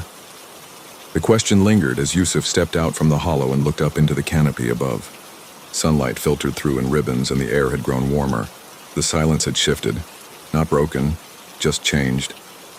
as though the forest had opened one more secret to him, and now waited for his next move. He spent the rest of the day nearby, collecting water from a small spring he discovered trickling down a rock face, and brewing a light tea from crushed mint and pine needles. Each movement was slow, deliberate. He wasn't rushing toward anything. He was learning to be in each moment, to watch, to listen, and to trust. That night, Yusuf didn't build a fire. Instead, he returned to the hollow of the great tree, wrapped himself in his blanket, and sat beneath the shaft of moonlight now shining in place of the sun. The wind whispered softly outside, branches swaying gently like breath in a dream. And for the first time since leaving Nurabad, Yusuf spoke out loud into the stillness, not expecting a reply, but needing to voice the thought resting inside his chest. Ya Allah, if this is a path you've written for me, then let me walk it without fear. Let me be alone but never lonely. Let me be far, but never disconnected. His words dissolved into the air like steam, and the forest in its own quiet language answered with peace. He closed his eyes, head resting against the soft, living wood behind him, and sleep took him, not as an escape but as a gentle passage, like floating downstream in the quiet arms of trust. Yusuf awoke to the sound of water, not a stream or distant river, but the soft patter of rain tapping against the forest canopy, dripping through leaves and branches like whispered duas falling from the sky. The air was cool, rich with the earthy scent of damp bark and pine. From the hollow of the great tree, Yusuf watched as droplets traced slow patterns down the wood near the opening. It wasn't a storm. It was something gentler, like the forest was being rinsed clean. He stayed wrapped in his blanket a while longer, simply listening. There was something healing about rain when it came unannounced, something merciful. After Fajr, Yusuf stepped out under the trees. The world around him shimmered with moisture. Spider webs glistened like lace between branches. Every stone and leaf wore a layer of dew or rain, and the forest floor felt soft underfoot, like walking on a soaked prayer mat. He moved slowly, carefully. His satchel had begun to wear along the seams, and he paused to patch it with a strip of cloth he'd saved. He worked beneath a thick spruce that shielded him from the heavier drops, hands steady, heart calm. As he sewed, a question returned to him. Why had the hum stopped? For days it had guided him, not as a sound but as a feeling, something deeper than hearing. Now there was only silence, but maybe that silence wasn't absence. Maybe it was a sign of arrival. By midday, Yusuf reached a grove he hadn't noticed before. It lay between two slopes ringed by low stones that looked like they'd been placed there, not by accident but with intent. In the center stood a wooden pole, old and worn, with a bell tied to its top. But the bell had no clapper. It could not ring. Yusuf approached, running his fingers over the smooth, weather-aged wood. Carved into the pole was a verse in Arabic, its edges softened by rain and time. He sends down rain from the sky, bringing life to the dead earth. He closed his eyes. He didn't need the bell to ring. Its silence was already speaking. As the rain thickened, Yusuf found shelter beneath a wide overhang of rock. It formed a shallow cave just deep enough to keep dry. From there, he watched the grove fill with puddles and mist, the world turning shades of green and silver. And then, he heard it. Not the hum. A voice. Faint. Not close. But real. Yusuf sat up straighter. It was not a cry, not a call for help, but a song. A melody carried by the wind and water, soft. Recited. Almost like Quran, but without words he could understand. Just the feeling of meaning, as though someone was reciting from a place not of earth, but of presence. He stepped out, heart steady. The voice came from deeper in the trees, past the grove. Yusuf followed it slowly, not with fear, but with reverence, like approaching a place of prayer. Eventually, the voice faded into the sound of rain again. Yusuf stood still, breathing deeply, letting his senses return to the present. There was no one there, no signs of footsteps, but something had shifted. The silence now had a rhythm, as though something unseen had joined the forest in its stillness. And then he saw it, a piece of white cloth tied gently to a tree branch, not torn, not caught by chance. Tied, deliberate. He approached and untied it. Inside the fold, a thin piece of parchment was tucked. On it, a short line written in faded ink. You are close. No name, no direction, just a knowing. Yusuf didn't smile. He didn't cry. He simply held the note, pressed it to his chest, and let the rain soak into his clothes as the sky whispered down around him. He made a small fire later that evening, just enough to warm water for tea. As he sat by the flame, listening to the soft tap of droplets against leaves, he whispered to himself, "I'm not here to be found. I'm here to be real." And somewhere deep in the trees, as if answering his words, a branch shook softly, though there was no wind. That night, sleep came like a tide, pulling him gently inward into dreams of water and song, of old paths and older voices, and of a lantern glowing softly in the mist, waiting to be lit once more. The fire had burned low by morning.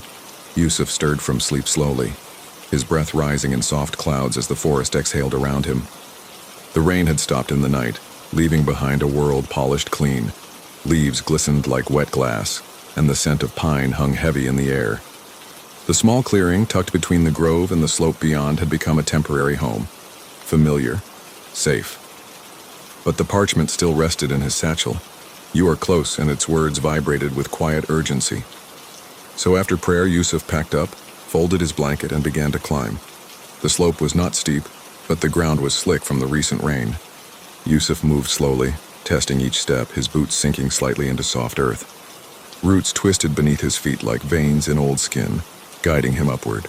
At the top, the land leveled into a gentle ridge, and therein stood a burnt structure. Its frame was barely standing, just blackened beams and pieces of stone arranged in a collapsed square. It must have once been a small cabin, though time and fire had stolen its story.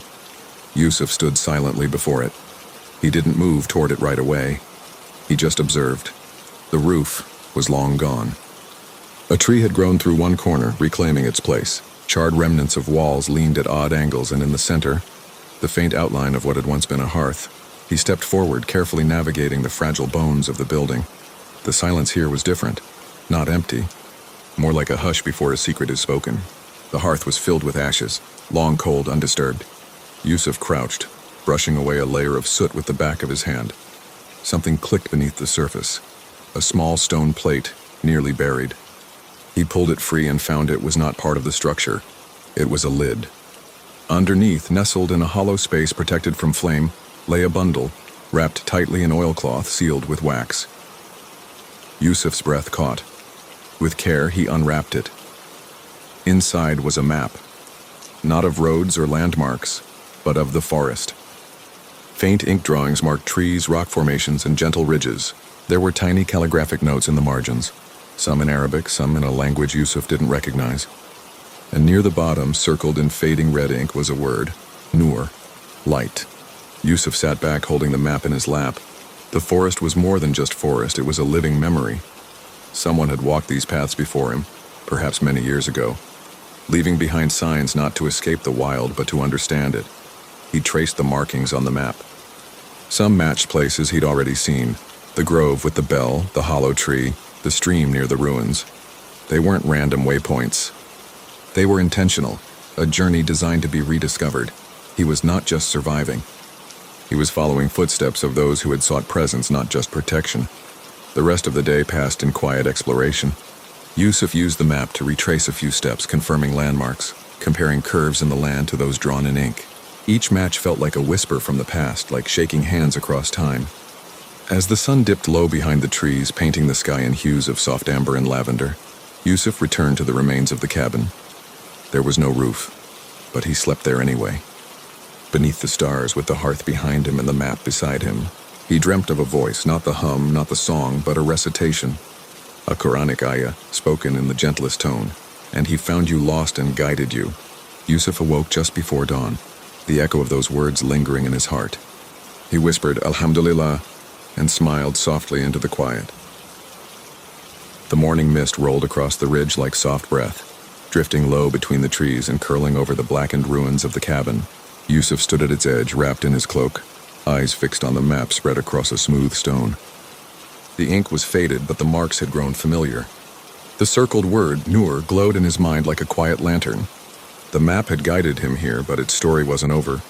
There was one more marking left, a symbol, small, circular. Almost missed the first time, a ring of stones drawn beside a slope that curved like the crescent of a sleeping moon, the circle of stones. He folded the map and began to walk. The air was cold but not biting. Each step made soft sounds in the moss, and the forest around him was calm, almost reverent, like it too knew he was close to something. As he walked, Yusuf recalled the ayah from his dream, and he found you lost and guided you.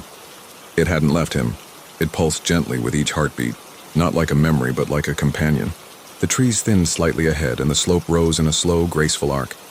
He climbed with ease now, his body stronger, more in tune with the land. At the top, the forest opened, and there it was, the circle of stones. 12 stones, worn and moss-covered, arranged in a perfect ring. Not wide, not towering, just large enough for someone to sit inside or pray or reflect. Yusuf stepped into the circle and stood in its center. It felt sacred, though not in the way of mosques or minarets, more like a place where people had once whispered duas into the trees and been heard. The ground inside the ring was soft. A patch of dry grass marked the middle, surrounded by tiny wildflowers that had pushed through despite the cold. The silence here wasn't empty, it was full. Alive. He sat, cross-legged, facing east. The sun filtered through high branches, casting broken light across the stones like the scattered patterns of stained glass. Time drifted. Minutes. Maybe hours. There was no urgency. No hunger. No fear. Just peace. And then, softly, as if carried by the earth itself, he heard it again. The hum. Not outside this time. Within. It wasn't a sound exactly. It was a remembrance, a nearness. Like Allah had drawn closer, not in space, but in awareness. Yusuf closed his eyes. He didn't speak. He didn't ask. He just breathed and let his heart answer. You brought me here, my Rab. You knew the path even when I didn't. And you never left me, not once. He recited quietly, verses of the Quran he had memorized in his youth, now finding new life beneath the canopy of trees. Each word felt deeper, richer, as though the forest itself was listening. And perhaps it was. As the sun lowered, shadows stretched long across the circle. Yusuf stood and walked its perimeter slowly, running his fingers across the top of each stone. At the final one, his hand brushed something different. Not moss. Wood. He knelt. Beside the last stone, half buried beneath dirt and time, was a small wooden box. Simple, worn, no lock. Inside was a single object. A pendant, circular, carved from olive wood with the same symbol he had found carved in the hollowed tree. A crescent within a circle, and beneath it, a slip of folded parchment. He opened it carefully. The light is not always ahead. Sometimes, it is beneath your feet. There was no name, no explanation, just that. And yet, Yusuf understood. He didn't take the pendant. He placed it back gently, rewrapped the parchment, and buried the box once more. Some things are meant to be found again, by someone else, another wanderer, another soul in search. He offered 2 rak'ahs within the stone ring. His forehead touched the earth and the world around him paused, not in silence but in submission. As night approached, he remained nearby. No fire tonight, no words. Just the stars above, the earth below, and the nearness of the one who had never once abandoned him. Sleep came slowly, like a leaf floating down. And in its arms, Yusuf felt something he hadn't felt since leaving Nurabad. Home. Yusuf rose with the first pale light of dawn, the circle of stones now behind him, quiet and complete. He didn't rush. There was no longer a feeling of searching, only following. As if the forest had accepted him not as a guest, but as part of itself. He moved gently through the trees, guided now not by hunger or desperation, but by certainty. Not the kind you hold in your hands, but the kind that sits quietly in your chest and warms you, even when skies are gray. The path led downward toward a soft valley where the air thickened with mist and pine. There was something waiting, not ahead, but near. The landscape shifted gradually. Trees stood farther apart. Moss carpeted the earth in a soft, uninterrupted stretch. And then, through the mist, he saw it, a structure. Unlike the burned cabin, this one was intact, humble, yet full of presence. A small round building made of stone, its roof tiled with wood and moss, its walls wrapped in vines. A lantern hung from a hook beside the door. It was not lit, but it had been. Recently, Yusuf approached, heart calm. He knocked gently. The door opened without sound, and inside stood a figure. The man was older, his beard white, long, and soft. His eyes, though, were not tired. They shone like still water, reflecting something deeper than light. He said nothing at first, just nodded slowly and stepped aside. Yusuf entered. The interior was warm, not with fire, but with stillness. Woven rugs lined the stone floor. Shelves held bundles of herbs, carved bowls and scrolls tied with string. A small lamp glowed faintly near the far wall, next to a clay water basin. The man gestured toward a low seat, then turned and poured tea into 2 cups. When he finally spoke, his voice was gentle, deep with age and unhurried. "You found the circle?" Yusuf nodded. "And the map before it? The bell, the hollow tree, the voice in the rain?" The man gave a faint smile. "You followed more than a map." They sat in silence for some time, sipping tea that tasted of earth and memory. Yusuf looked around. "Are you the one who built all this?" The old man shook his head. "I tended it, but it was built before me, long before." Yusuf set down his cup. "Then who was it for?" The old man looked at him, not through him, into him, for the ones who would listen when everything else became loud. For those who wandered not to escape but to remember. He rose and walked to a shelf. He returned with a lantern, round, made of brass and glass, its handle wrapped in olive leather. Dust covered its top, but its body was clean. "This belongs to you now," the man said, placing it gently in Yusuf's hands. "But why me?" The old man touched the pendant Yusuf still carried from Nurabad. "Because you came here without needing to be saved." Yusuf took the lantern and ran his thumb along its side. There was an inscription, faint but familiar, a single word in Arabic: Sakina, tranquility. A light not meant to pierce the dark but to calm it. The old man stood at the doorway now, his back to the trees, his figure framed by light. "You must return now," he said softly. Yusuf's brow furrowed. "Return where?" "To wherever you're needed most." Yusuf felt the weight of those words, not as burden but as invitation. He stayed the night in the roundhouse, prayed, reflected. And when dawn returned, clear and blue, the old man was gone.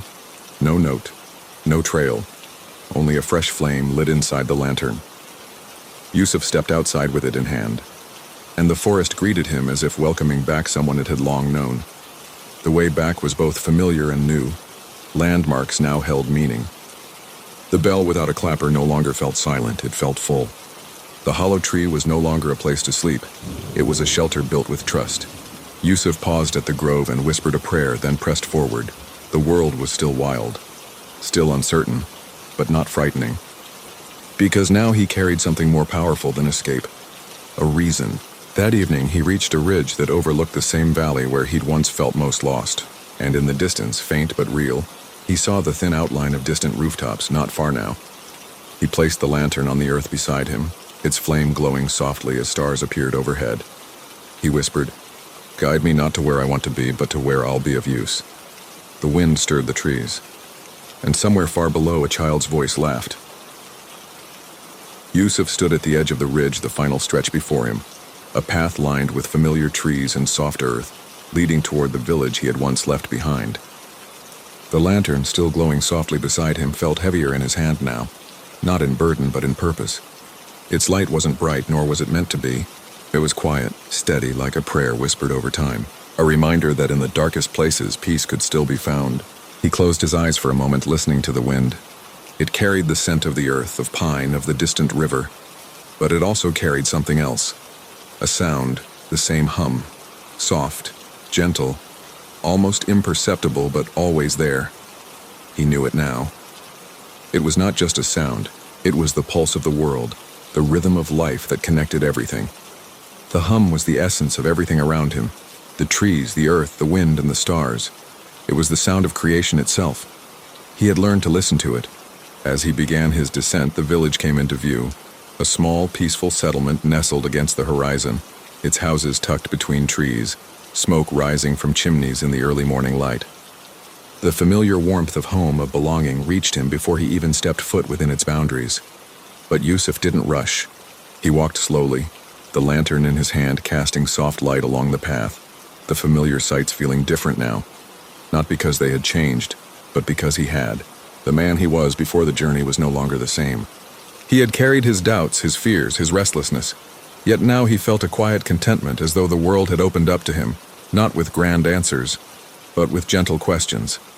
He reached the village gates and was greeted by familiar faces. "Yusuf, you've returned." They spoke to him with warmth and wonder, their eyes full of curiosity. But Yusuf simply smiled. He didn't need to explain. The journey had spoken for itself. He was home. And yet he knew now that home wasn't just a place, it was a state of being. That evening, after a simple meal shared with those who had once been strangers, Yusuf found himself standing by the window of his small room. The lantern was still glowing softly beside him, its flame steady and unwavering. He gazed out at the stars, each one a reminder of the vastness of the world, and yet in this moment they felt close, like friends he had only just met. He whispered quietly to himself, "You were never lost. You were always where you needed to be." He understood now. The journey wasn't just about survival, it was about becoming.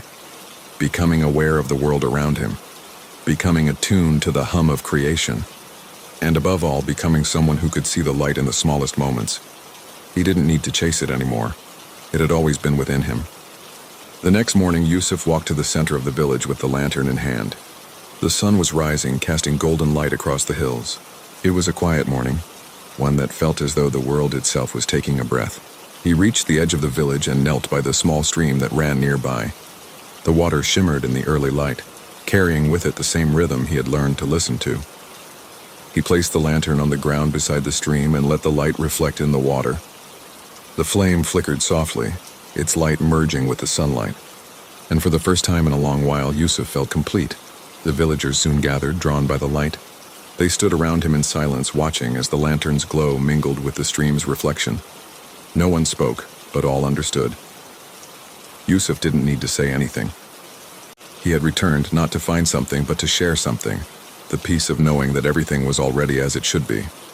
He stood, took one last look at the lantern, and gently let it rest by the water's edge. The flame flickered, casting ripples of light, and then slowly it went out. The lantern's purpose had been fulfilled. And in that moment, Yusuf understood that light wasn't just something to follow, it was something to become. He had walked through the storm, through the silence, and through the hum. He had learned that light wasn't a destination, but a presence that lived within. And as the sun rose higher, casting warmth on the earth, Yusuf knew his journey would never truly end. For the light of peace he had found, the hum of the world would always guide him, in every step, in every moment. It was not a light that needed to be carried. It was the light that was already within him, burning quietly, steadily, forever.